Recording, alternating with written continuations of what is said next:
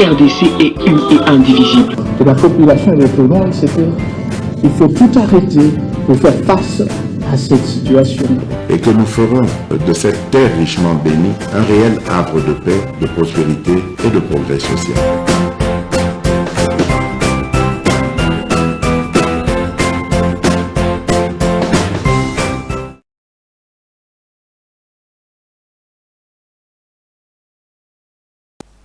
Congo ndemboka, Congo mboka ya bakoko, Congo ya batu ya mayele, Congo ya batu ya bwanya, Congo bozo mwana pamba, lobi bokolola yango.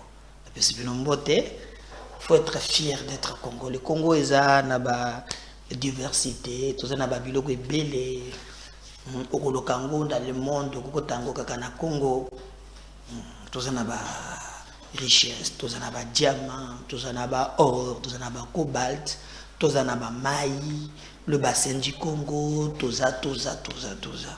Un pays riche, un pays béni de Dieu. Congo, Mboka, il y a Patrice Emery Lumumba. Lumumba peut sa vie na yepona Congo. Et l'autre, tous en a battu, ba cop. Pour moi, le suba to bazana bolingo ya Congo. Suba no memu tumuni boto ache poudre na mutu. Obina ko sasa bango. Bon matenta veka tangwa selaka na bolo kwa. Abandaki ko regretter.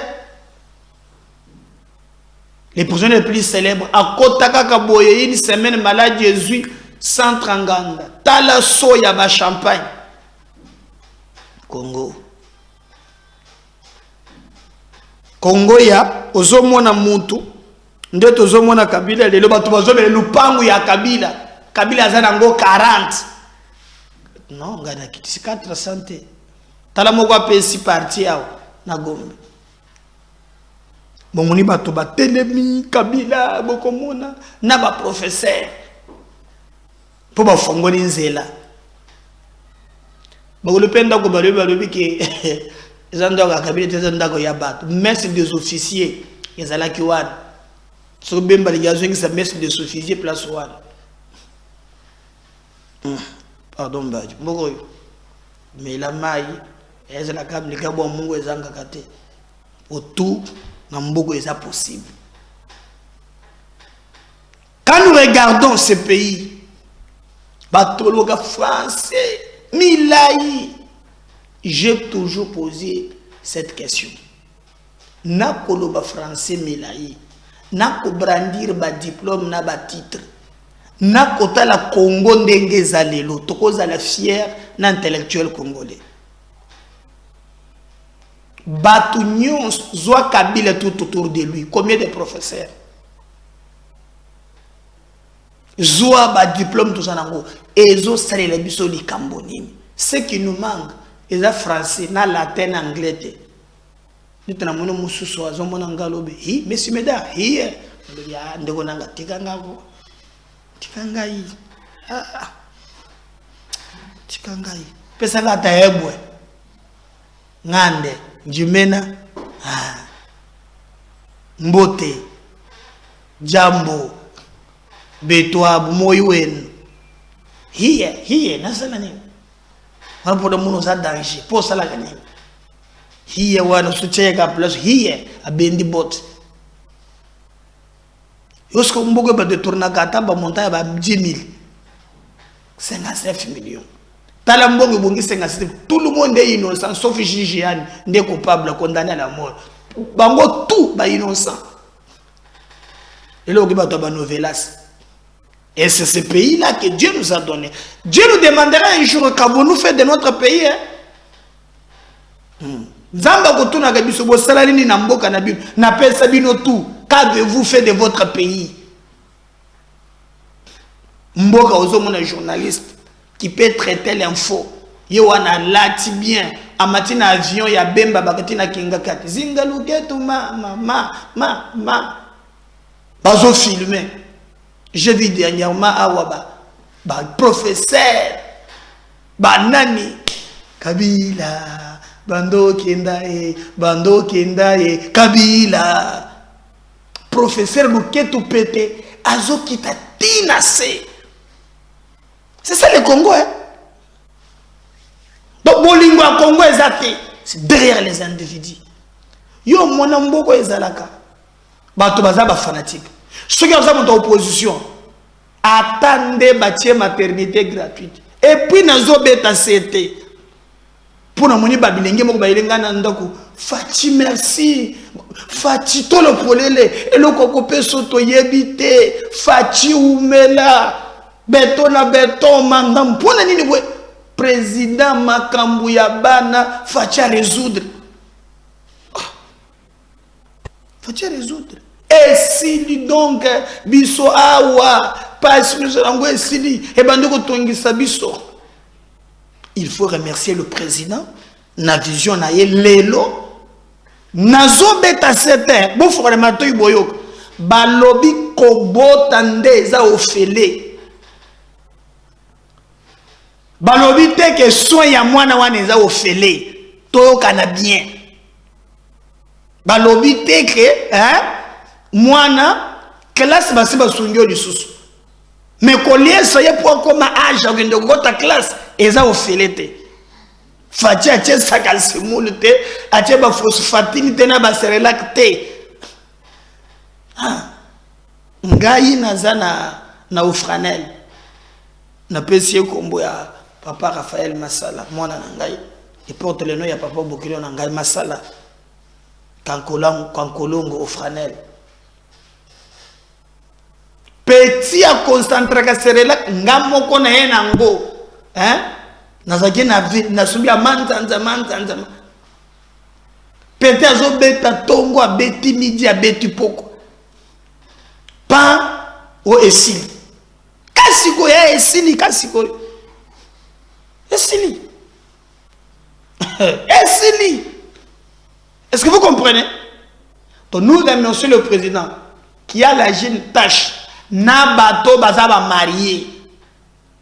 On est célibataire, moi na bato yaka na chozemi okobota ofele. Oyoka kelas ndeza ofele tele biloko feza na mboka. Na moni pe kona izini ya bakaro to ko sala pe bakaro awo. Izini ya karo ko mena kinama lukuwa. Tala bakaro ko ko salema awo. Mama yembo izotungama. Omoni mboka il faut kaka ba monta ebunga kate. Non, mboka il fait tout ba sangwa boyeye. Maternité sur l'ensemble du territoire national. Donc net mikolo yo momia za na zemi 8 mois, hein? Yo meloma ya pio. Mais lukambongo ba potopoto ya berso onanango na magasin o facture bigi eza ya ofele te kobota kunande eza ofele mais pampex hein poudre berceau bilamba bébé eza ofele te pour mabine ona moni lobi nga kutana babilenge mususu facture to pesa yo nini facture to pesa yo nini net ba wana okoka nzemu bazo kobota. Donc il faut remercier le président, il a allégé la tâche au boti petit au félé, mais il y a beaucoup lié, et il y a chico tende chico au félé, et surtout que na moni quand même ce que j'ai aimé, na moni batiango na ba zone belé. J'ai vu pour la commune de Kinshasa à peu près 18 et on a même renforcé na bilo pe ko bote la wana, hein, ba pesi yango pe belé na ba hôpitaux wana, mais to boy et comme bato bazoya kuna yo fanda no connaissez pas ya ofele te le président a lobby suivi pezala tout monde a que non makambo makoleka un peu très bien donc mabina nde bozo muneza ya kobota hein chechechara no nzemba to yo kana yo nde bazemba nzembo hein na tribo na quand même nzembo ya makambo kobota balingi kobota ondire le kambo mususu net nazalaki na malweka dimanche vitamine okobote zako na hein vitamine okobota mama nangaye même na mobazo ting zemi ting même ya muke zemi batrena kata vitamine moko kusakana te. Mais yoka nzembo nde bato bazo ganga na makambo ya kobota fatia soulager bango. Ah, sepela yoka makambo na lobby. Pampex ofelete, berceau moi na la ka ofelete, Cerelac ofelete, c'est qui oza ofele zali kaka kobota ba frenyon so balongoli yo. On suit ça.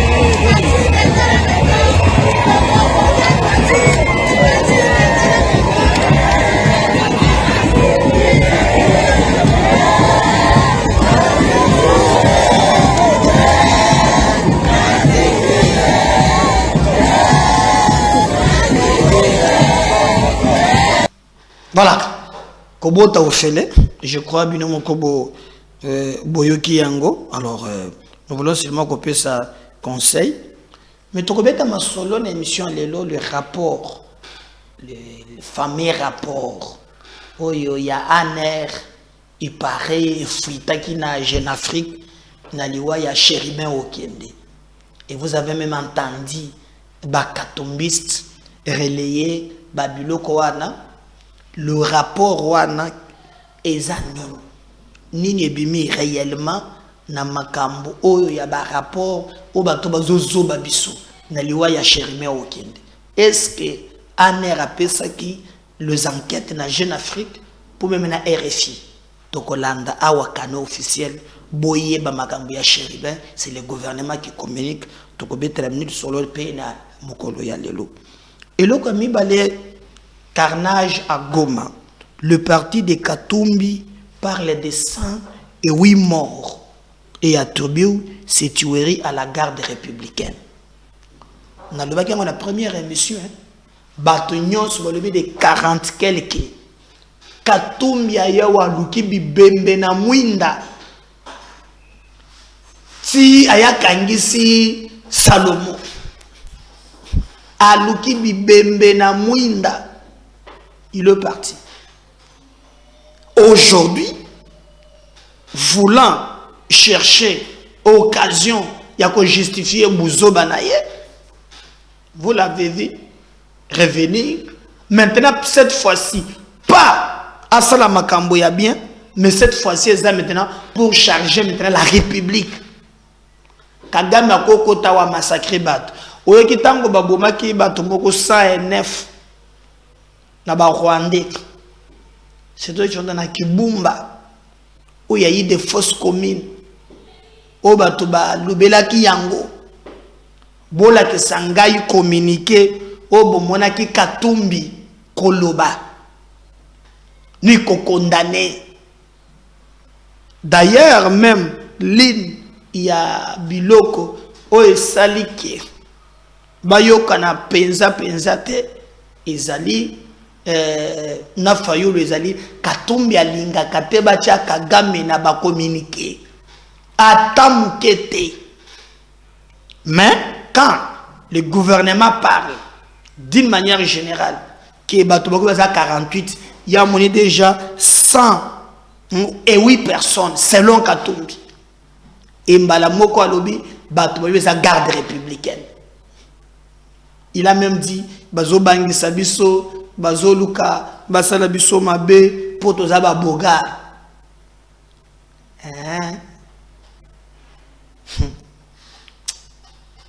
Problème za na ngote boga.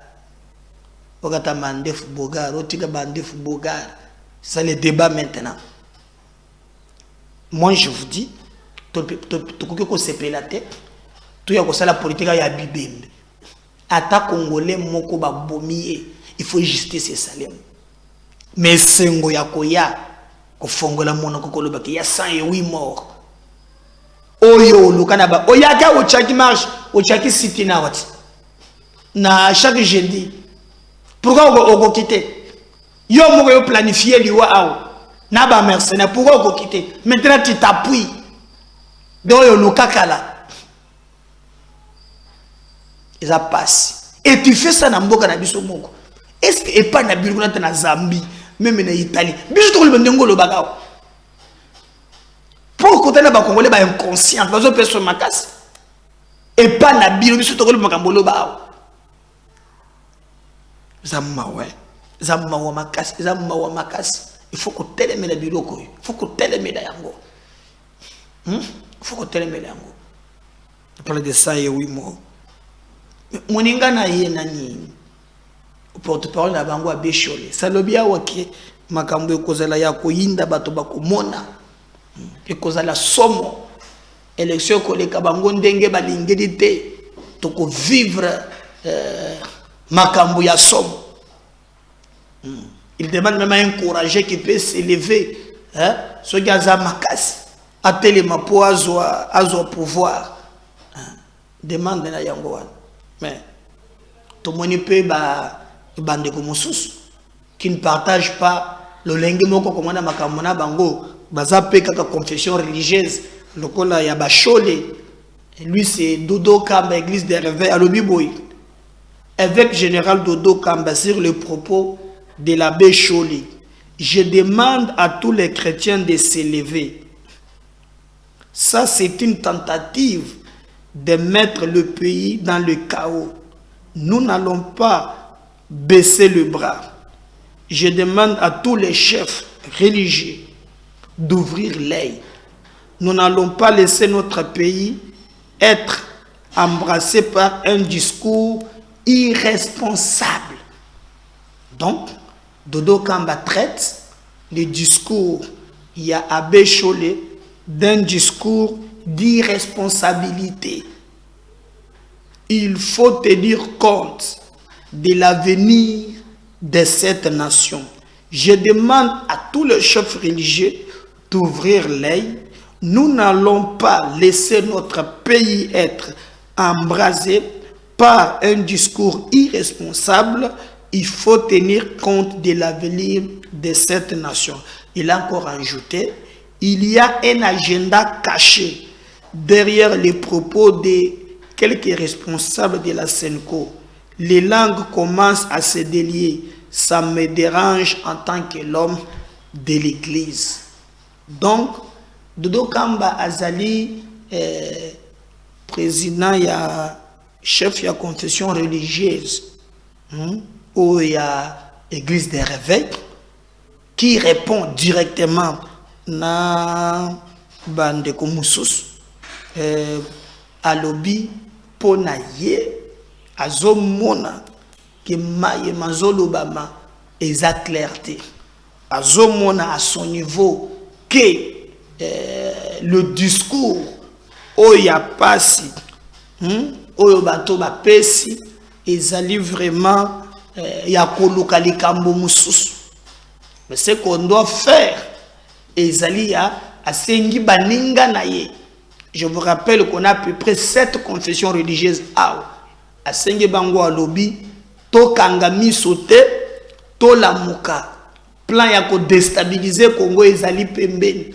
Donc en réalité, l'église catholique bana chemin na Bango Musus. D'où et Sengeli ya Sengi ba Ninga naye tous les autres 6 au Batikali.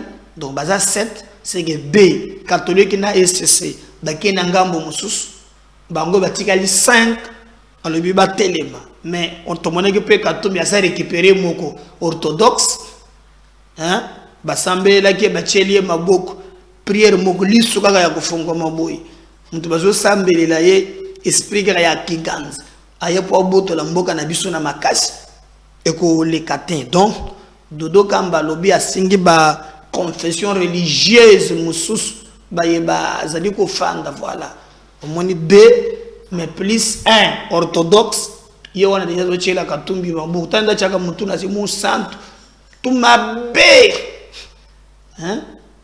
ozomona na biloko na mundele zanga teka mitatu photographe ozomona je sais pas ce qui est pe assis à récupérer.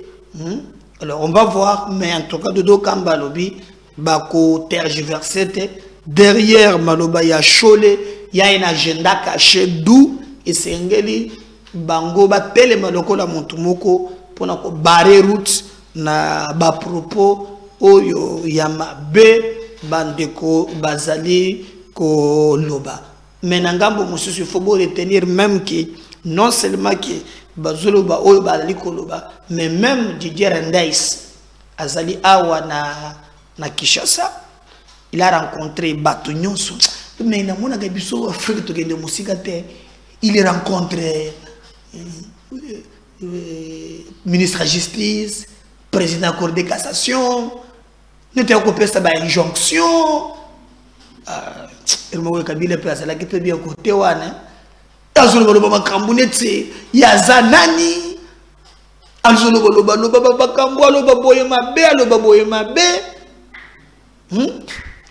Et ça, c'est un peu très compliqué. C'est un catholique. Et là maintenant, il va donner des ordres au Moni. Pour Ngamboy, Oyo ya chemise ya pembe, azape makambo quand même bien, Monseigneur Otembi. Oyo kamina ridia rendex, Monseigneur Otembi. Siko ya kangi enveloppe à kaki. Nani ya pastora ya linette pe, nde wana shole, siko boye bakate, shole, oyo zana suka. Muntu azoloka, coup d'état yesalema ye wana shole. Namoni batu babenga pon makambo ebele, ngana kota makambo na bele ebele wana te. Na lobega wo ya soka nde shole quand même. Tala ta chemise na ye modèle, mais tala moninga wo ya pembe. Nde Otembi, président ya Senko. Ye wana. Ye penza ba makambo ko la ndisi ko kanyimba ko mibale Didier Rendais. Asa soti nini européen tout ça. Aina mbok bango piso ka injection, kaka ba injection. Soyo ko lobani ni ye wana.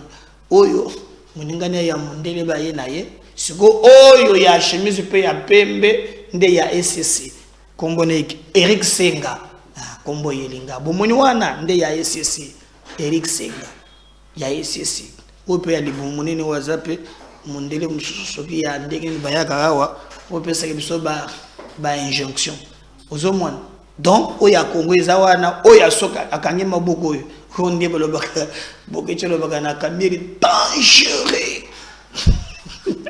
L'homme le plus dangereux.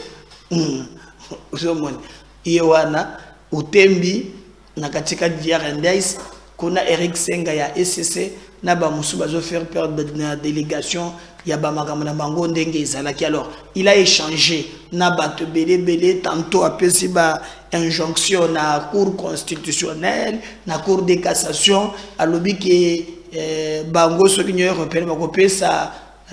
5 millions pour na makamba ye matali justice, tout ça, alors que Bissomoko déjà le président de la République a lancé la réforme. Ce n'est pas que réforme, c'est la pour dire Rendes ayekoloba, il y a tout un tas de choses tout autour de Makambouane. Après ayekolo makambo élection, c'est là où il m'énerve. Alors il ne faut pas seulement les élections pour les élections, mais il faut quand même aussi des élections. Oyo, les élections qui sont salami, bâtonnions sur Bandimi Yango. Pas les élections pour. Et pas le Mango Bawalona, Baniboyo Kanakate. Bah, élection de contester. Mais Awa, alors le maître d'école. Azo tracer là, azo expliquer. Et qu'on a la boye. Pour lui, il y a une crédibilité et ça là. Élection pour une élection mais l'élection peut être respectée selon ce que lui appelle la vérité désirée à 5 même qui va afficher combo il y a battu au bakende ko voter il a tout je veux vous laisser suivre boyoka makambo lobi on va revenir pour tozwa makambo ya enquête ya Chéribé Okende. On suit ça, on va revenir juste après. Comme je l'ai fait avec le président de la Cour constitutionnelle, avec les autorités gouvernementales, avec des membres de l'opposition ou de la société civile, on a évidemment parlé du processus électoral puisque la République démocratique du Congo entre dans une période très importante dans l'organisation des élections, pas seulement présidentielles, mais législatives, et pour la première fois depuis longtemps, des élections locales. Et la CENI joue un rôle majeur dans l'organisation des élections. Donc, nous avons évidemment parlé du processus qui est devant nous. Je dirais qu'il y a deux points qui nous intéressent tout particulièrement dans l'observation des élections. C'est d'une part la manière dont les listes électorales vont être communiquées aux citoyens pour que les citoyens puissent vérifier leur présence et la correction de ces listes. Et l'autre élément, c'est la manière dont les résultats vont être publiés. On sait que l'intention est de publier les résultats par bureau de vote, mais le tout est de voir de quelle manière. Donc, on a échangé sur le sujet. Je pense que la CENI aura l'occasion encore d'expliquer cette évolution de la situation avec les différents partenaires internationaux qu'elle rencontre régulièrement. Et nous allons être très attentifs à cette situation parce que je suis évidemment très favorable à l'idée que l'Union européenne participe au processus à travers sa propre observation. Et donc ça, ce sera à régler dans les prochaines semaines. L'engagement est très clair, en tout cas, d'avancer vers une présentation de l'ensemble des listes électorales dans les délais qui sont prévus par la loi. Donc je pense que dans la fin du mois d'octobre, si les délais sont maintenus, ce que je crois, on aura cette possibilité pour les citoyens de vérifier leur présence dans de bonnes conditions sur les listes électorales. C'est un contrôle important dans tout système démocratique, que chaque citoyen puisse être sûr qu'il a été pris en compte dans les listes électorales correctement. Et puis, il faudra maintenant que la discussion se poursuive sur la manière, je le répète, dont on va publier les résultats. On sait que l'ambition, c'est de publier les résultats par bureau, mais le fait-on au fur et à mesure où les résultats arrivent, le fait-on localement, tout ça va devoir être évidemment établi, mais je crois que le président de la CENI est déterminé à assurer que les élections se déroulent dans les meilleures conditions possibles. En tout cas, c'est notre ambition aussi du côté européen d'accompagner le processus. Il y a un véritable enjeu de crédibilité des élections. Il ne suffit pas qu'une élection ait lieu, il faut évidemment qu'il y ait une confiance dans le processus et dans les résultats. Et je sais que c'est un travail très très difficile dans un pays particulièrement vaste, dans lequel ne fût-ce que l'enrôlement des électeurs est un enjeu. C'est comme maître d'école, azopesa batu naye makambo sengili basala nde bolandi Didier Rendez. Moi je pense que les élections que ça le maté pour tout ça la plaisir na bango, mais faut tout ça l'élection pour ça la plaisir na ba congolais. Retenez que na ba débat oyo ndenge ezali ko beta ba solo ezali na dossier moko très sensible banda baboma Chéribin Okende ezana ba makambo elobami aw. D'abord les débats ezalaki autour ya bakatumbiste bayaki d'abord ne bandeli kobimisake c'est le gouvernement Montebomi Chéribin après Sima Mikolo bango moko bamoneke baza rattraper na mensonge na bango bako quitter babandi ko tenter ko manipuler opinion ezalaki débat il y a autopsie. Boulanda qui Francis Kalombo alobaki Katumbi a tiré combien de millions pour bango ba enquête on faut États-Unis batu ya libanda bazala. Et comme le gouvernement n'avait rien à cacher, c'est ainsi que ba bengi ba expert ba sud-africain ba américain ba belge na expertise na biso pour balandela ni nani abomi Chéribin Okende akokufa boyete. Là je vous rappelle que moi na ya eu diplôme aya eu poudre a côté photo papa na ye asopeli yango poudre donc il n'a pas si na motema. Je profite aussi na loba de Kambope na moni pour makamba diplôme école moko ba spolier na commune à Kinshasa aw na balabala ya plateau Kabinda colline bondamaki ya 2 semaines na kati wana ba betu mwana moko lisasi azo diplôme na 75%. Allez-y comprendre. Donc c'est le cas oyo to moni na bandeko oyo tozalaki koloba na bango makambo eza passe makambo ya Chéribin okende tolandaki na bino ba expert ba sali autopsie après les enquêtes et l'obini c'est là maintenant que combat est bandi ba enquête et l'obini mikolo eleki bolandi muto abimi na media abimi ezali papa grand nyao oyo ali papa na biso mukolo alo makambo théâtre nani Molière. Et nous vous avons même mis cette interview na chaîne na biso pour batubabosa na kanoki. Et je vous avais dit que Molière azalaki na regroupement politique AFDC allié, il y a Bahati Lukwebo. Du coup, à longo na regroupement wana, akia kotie pa Katumbi. Tant kotie pa Katumbi, abandi koloba loba makam, nyonso zaka contre le gouvernement. Mais chose grave, c'est Molière qui sorta pour dire non, ndenge makambo ezali awa tout ce qui s'est fait na makambo ya Chéribin ezaki bakamata kiye na ba service bakendeke ba finiye tia mitu fulu nde akufi wana information Molière a pesaki. Je vous avais dit que eza biloko ya lukuta que eza na fondement. Mais chose grave, voilà. Heureusement que tu donnes retrouver un gotoko tiangone.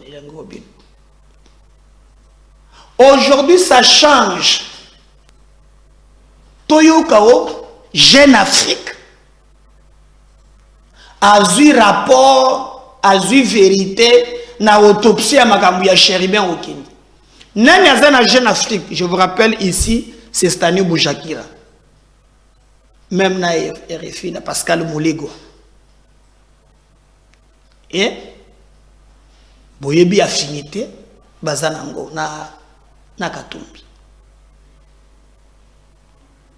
maloba kaka papa na biso alobi yango Jeune Afrique a komi wo bazui enquête ya ANR na enquête wana ebimi noir sur blanc que c'est le service bato ba bomaki Chéribin okende ba finakiye na kingo nde après le même information relayée par RFI. Alors comme tout ça toujours na bato bazana ba intention mabe de se victimiser, diaboliser, faire n'importe quoi. Et puis si biso motema passe.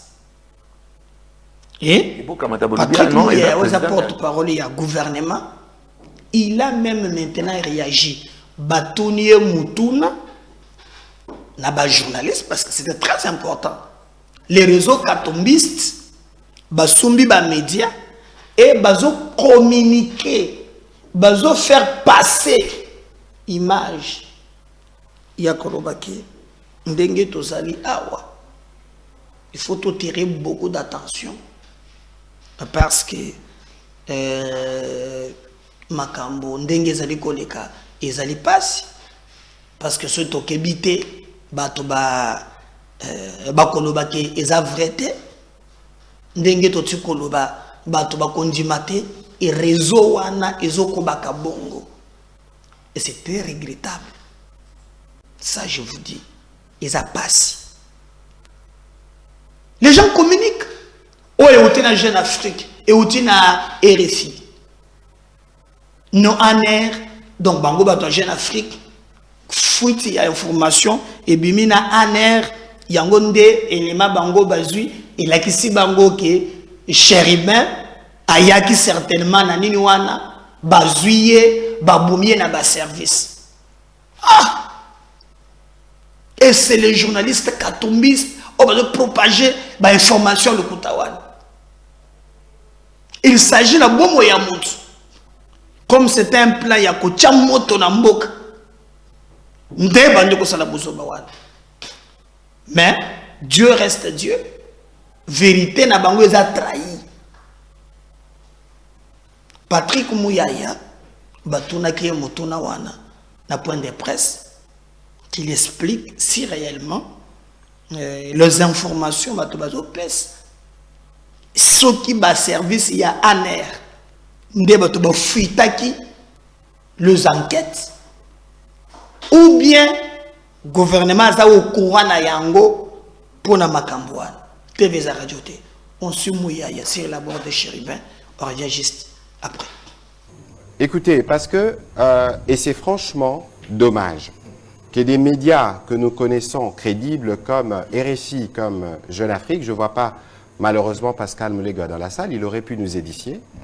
Lorsque vous regardez, ah il est là, bon, lorsque vous regardez ces fameux rapports, quand vous commencez simplement à en faire la lecture, parce que hier, nous avions parlé justement des fake news, etc., regardez déjà dans l'entête sécurité intérieure, il n'y a même pas eux à la fin. Pour donner un exemple. Je pense que le ministère de l'Intérieur, mon collègue de l'Intérieur, qui a en charge la collaboration avec les services, va protester vigoureusement. Parce qu'on aurait voulu, moi je suis ministre de la Communication et des Médias, nous sommes disponibles, on aurait voulu que RFI ou Jeune Afrique nous appellent pour nous dire, Monsieur le ministre, vous pensez quoi de ces rapports? On aurait donné des réponses. À défaut de nous joindre, on aurait pu contacter l'ANR ou le ministère de l'Intérieur pour... C'est justement ça le travail que nous avons appris à l'IFACI, confronter les sources. Et donc aujourd'hui, je parle sans peur d'être contredit, les confrères ont été manipulés. Et c'est tellement nauséabond, cette manipulation, qu'il y a une volonté délibérée de discréditer une enquête en cours. Écoutez, parce que, et c'est franchement dommage, que des médias que nous connaissons crédibles comme RFI, comme Jeune Afrique, je ne vois pas malheureusement Pascal Moulega dans la salle, il aurait pu nous édifier.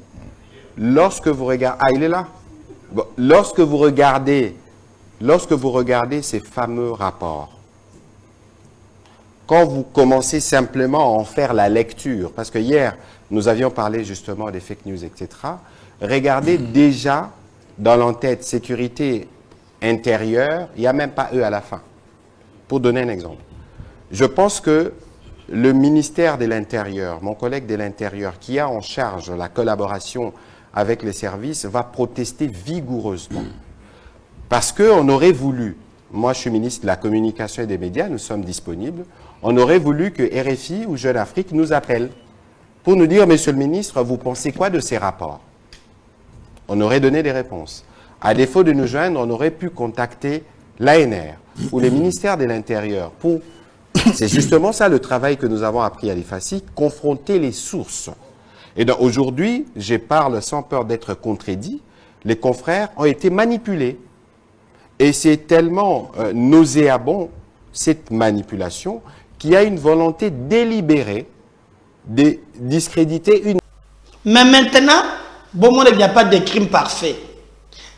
Bon, la vidéo, na tchela kibino liboso. Yata ba un mois maintenant. Nama Kamboumouya ya lobby qu'on a manipulé la presse. Regardez ce que Molière avait dit. Moi, je reviendrai quand le numéro monsieur mais vous bossez la tête s'abonner. On revient juste après. Merci. Ba moni yango. Biloko ko bimeza ko continue ko bima. Bakamata, Bokamati, Bobomi, moto dans ces circonstances, et Bokamata Bolubia, non, et ça, président de la République, n'est atini bateau. Batounaye? Non, qui a incompétence. Babomiye. Babomiye n'est n'a n'est pas un ayoke, ça n'engage que moi. Je parle. Pardon? Je n'ai pas comment. Babomiye n'est ni. Balevaki, okinde. Baki, babeti. Babeti de bêta a sali arrêt cardiaque. Je parle encore conditionnel, ne me demandez pas où est-ce que j'ai eu l'information. Et ça, dans le cadre de Moussa Nangaï, dans le cadre de Azapé, Nandeke, il y a Ndekonangaï. Babeti, ce qui est la chaki, ce qui dit. Babé, ça qui peut convalescent, hein, à outa qui peut na kubela. Bon, nous autres, là-bas, je bando qui est là. babetaki nde koboma wana babomi yo sikoyo babolole wana makila ya moto etelekama ti etamboli tosala ndenge nini ekomaki esika nini ya okende kobwaka ebembe mpe bamakiye nde omoni bakamati moto bakotise na mutuka bakangi ceinture kitoko mwasi na lebita alataka ceinture te tozali awa mingi tolataka ba ceinture te nde bakamati bakende kanga te ceinture mabele eza komona na mabele ya moto oyo babendaki bokamata saske oyo nakinga bwa boke obwa scénario ya yo chef à sécurité n'était pas que c'est le président et que je ne veux pas le défendre mais je dis que c'est tellement aberrant après si fait vers Ali Boboma allez bino pe bokamati bokoba moto na moi pe bobendi le lendemain boke obwaka ye bolatisi ye dani ceinture côté balistique tokotala bale côté là ki wapi pana ikamata ye kenokanga kobeta ye makila eza pe mingi te moto aza na position ya kobanda makila eza pe mingi te et donc scénario ya bozoba et voilà pourquoi na lubika ketayenga eza bon basupputation basupposition omoni ke bato baza kopakola président na biso président na ngai c'est mon droit na poni bali kopakola mafuta ou potopoto babomi ye na ba service de bomi chérubin oyo comme ça se makambo ya kobanga comment est-ce que tokobimisa likambo oyo na miso ya bato oyo baza kotala indice Mama Paulette indice ya liwa ya chérubin que ce sont des ploucs de barbouze mingi batanga te de omoni dernièrement président de la République aye kolongola chef ya ba service. Donc ils allaient lier na liwa ya okende changement wana. Je ne veux pas trop m'impliquer d'un côté il y a passion la peuple ndeko de l'autre côté naza mutu